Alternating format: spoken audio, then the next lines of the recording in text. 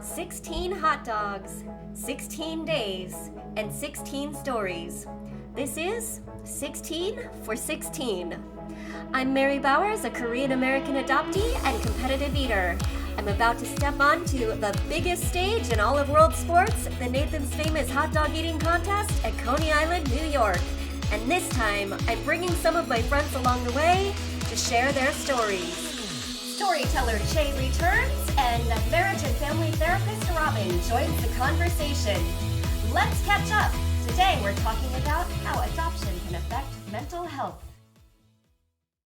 Let's talk a little bit more with Robyn about the impact on our mental health. How are you, Robyn? Good. Since this is your first time with us, introduce yourself real quickly to the audience who has not met you before. What's your name? What do you do? And how did you get involved with the Truth and Reconciliation Commission case and AUSKRG? It's great to be here. I'm Robyn Park, pronouns she, her, hers. I am an intra-country Korean adoptee based in Los Angeles, and I'm a licensed marriage and family therapist. I actually was reached out based on my case being one that has been circulating around in terms of a switched case. And when you say switched case, there are some new viewers here who don't necessarily know what that means. What does that refer to? Yeah, so we're finding that there could be different types of switched cases, whether that's an actual physical kind of switch that has happened, maybe where there was a baby who had maybe previously is deceased or died, and then a replacement, if you will, a child was sent in their identity. So that was an magic, just like magic, magically. Right? Boom, here's another is kind of magically appears. And so, yeah, that's kind of a physical switch. And then there's other cases where it's more of a paperwork switch, where maybe the adoption files were switched in the process somewhere along the lines of the birth to the Angel City or Angel Home in Eastern's location, or anywhere in that process. It's kind of still unknown. Could be maybe a combination of that. In my case, it's really unknown, but it's very clear that my paperwork that was assigned to me is not mine.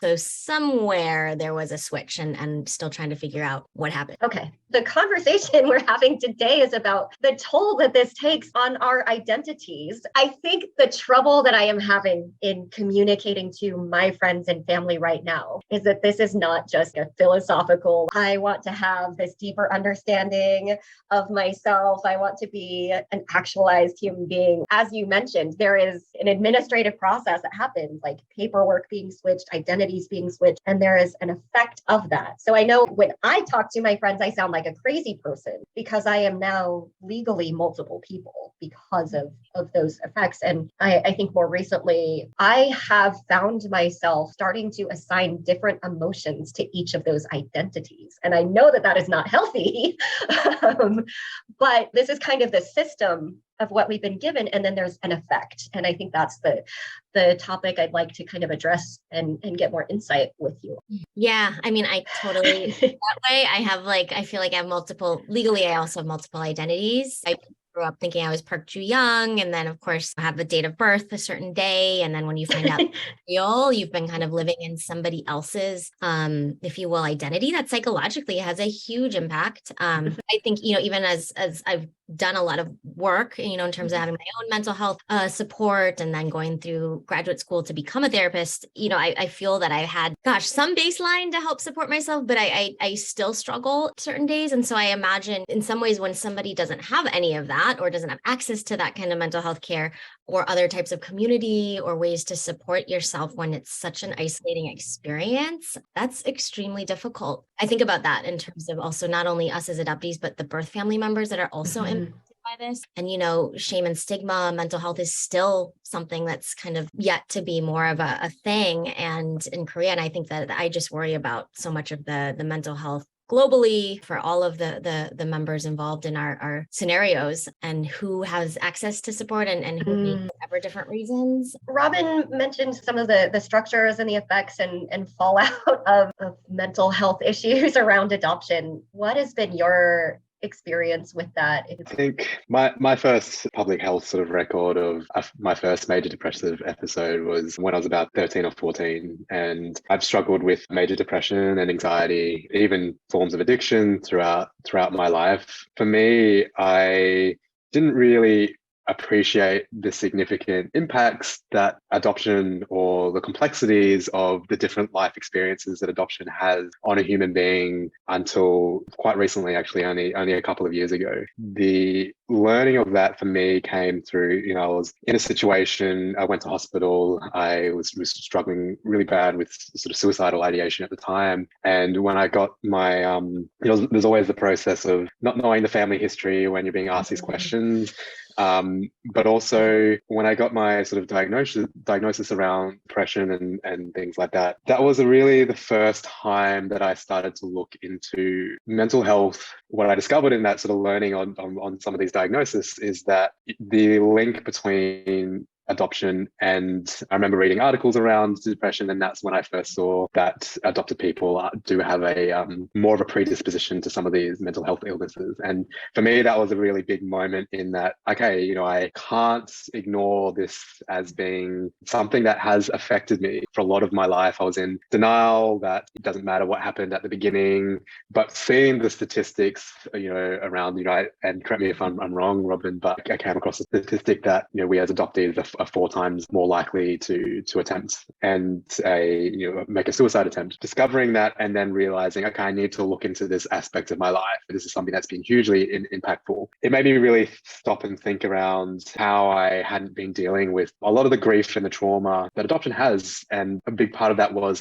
with disenfranchised grief or grief that doesn't go acknowledged. The big part of the problem is that even as adoptees, we may not always realize that we are grieving or we have gone through something traumatic, and because of the way that the narratives of the world surrounding adoption. That was a big process of me learning about the effects that has on a human being. I didn't know any of that before, and learning from the lived experiences from other adoptees, starting to read studies around the impacts, what we've experienced on so many levels. And even now, as the Truth and Reconciliation Commission is coming to this investigation, the mental impacts and the psychological and the emotional impacts that all of this has on a human being, I still struggle to communicate that to people and even understand that fully for myself at times. I think the statistic as well that we're also 4 times more likely to have predispositions to addiction, whether that be genetic factors that we don't know about or just from our lived life experience. And when I read that, my addictions were never ones that were substance-based or anything like that. Their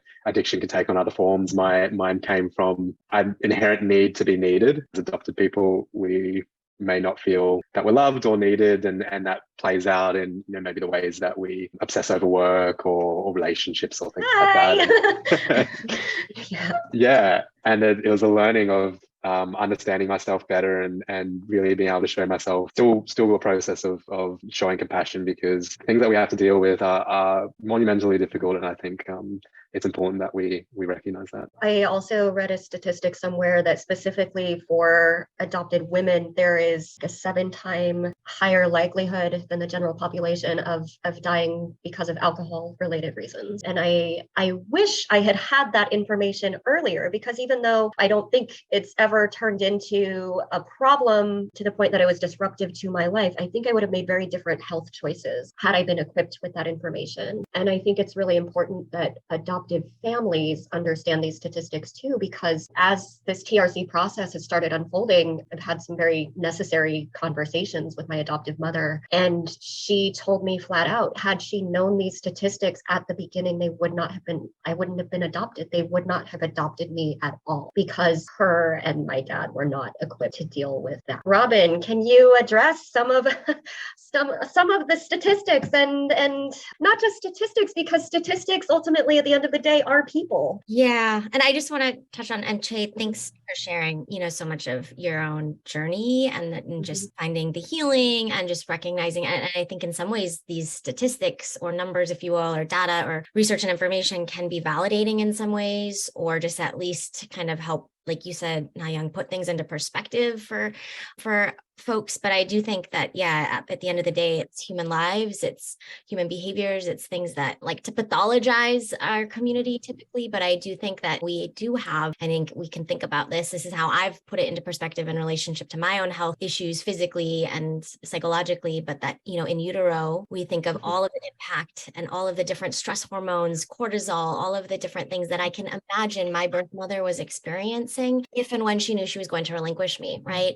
Not only in utero, but also postpartum, right? And we know also the different risk factors around postpartum depression and anxiety and different types of things for perinatal mental health. And so I think that, I, at least when I've really been involved in perinatal mental health, have helped me to realize the journey of how that was pumped into me in my own birth journey, if you will. It kind of set me up in a different way in some ways. My own struggle with anxiety, lifelong anxiety and depression, and being misdiagnosed with ADHD, which oftentimes can happen because who knew, when we're thinking about adoption and separation and possible birth family members out there, that could maybe be preoccupying our thoughts, right? But can be kind of diagnosed. And so that's why I think in the mental health field, it's so important that we are really educating ourselves in the field and other folks that now, as adoption is so prevalent and really occurs quite frequently here in the US too, for different reasons, that providers are equipped with knowing the impact, right? Or being adoption focused or adoption centered, or know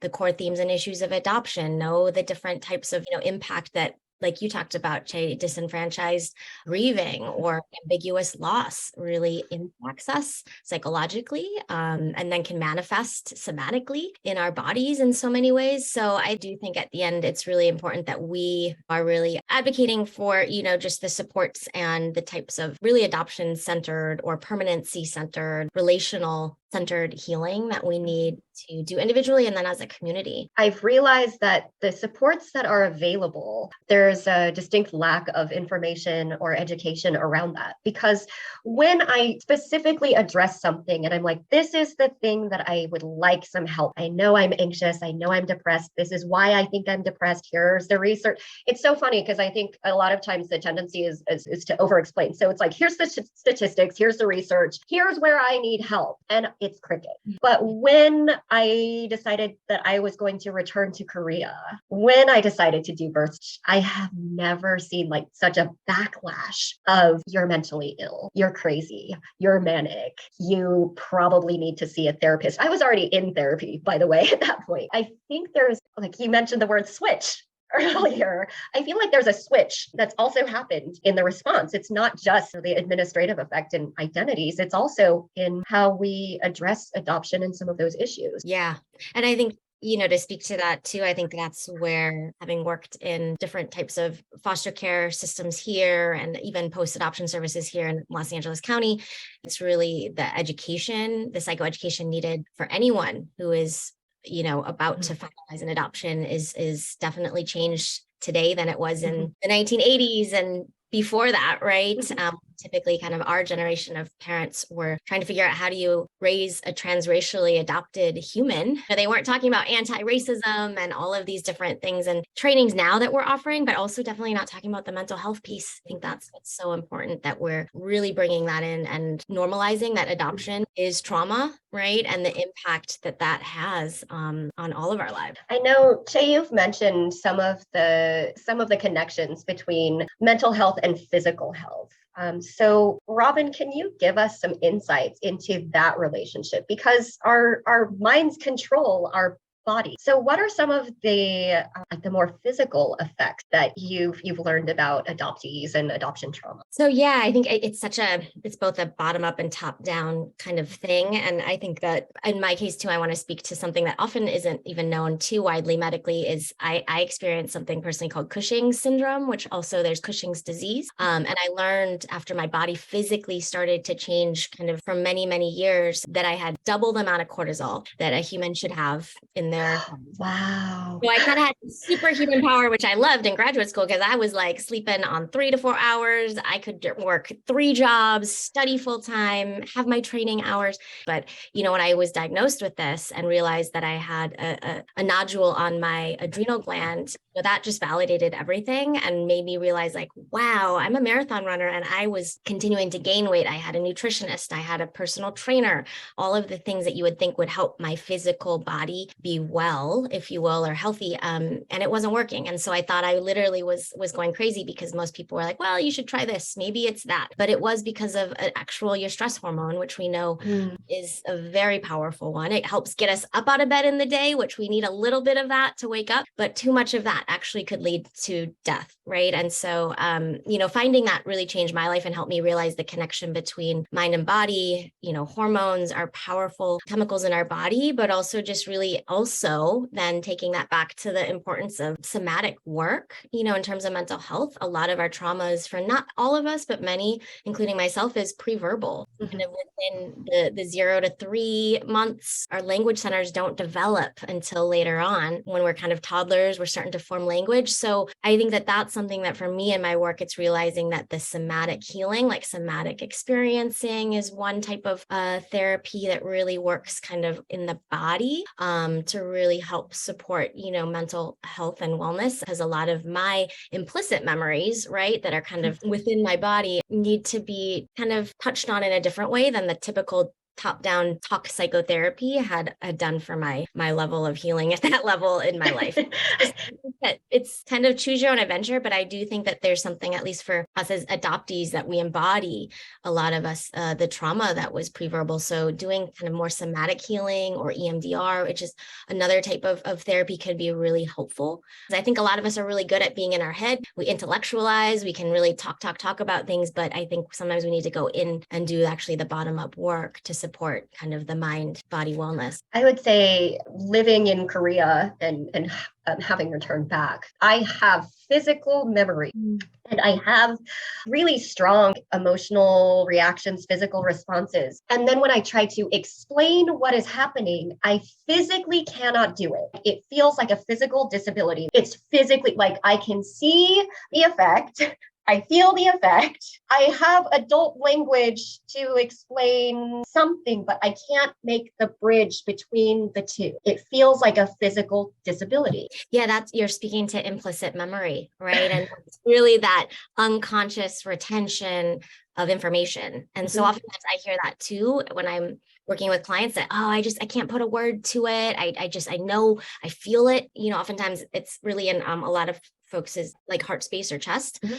But really that there's these kind of ways that you can't really quite put a word or articulate what that is. But really, again, that's the implicit memories, right?